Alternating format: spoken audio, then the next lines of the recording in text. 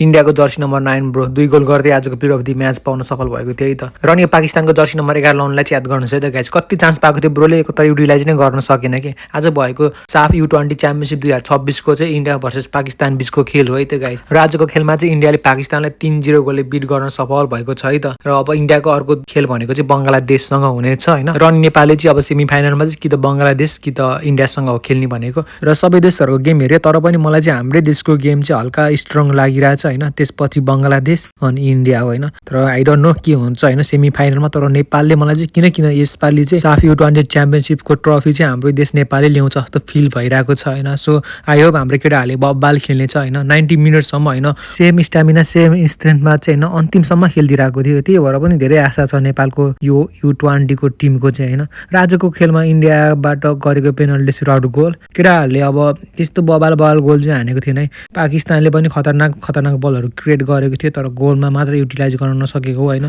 तर shirts on target हेर्ने हो भने इन्डियाले भन्दा नि पाकिस्तानले आज धेरै गरेको थियो हेर्नुहोस् न ब्रो। फ्रस्ट्रेसनमा आएर केटाले यो जर्सी नम्बर 11 लाउने ब्रोले यार कति चान्स पाएको थियो कि, एउटा त हान्नु पर्थ्यो कि, एटलिस्ट एक गोल चाहिँ हान्नु पर्ने थियो, तर हान्न सकेन ब्रोले। यतिखेर पनि पाकिस्तानको जर्सी नम्बर 11 ब्रोले होइन यस्तो खतरनाक चान्स पाएको थियो होइन, तर युटिलाइज गर्न सक्नु भएन कि।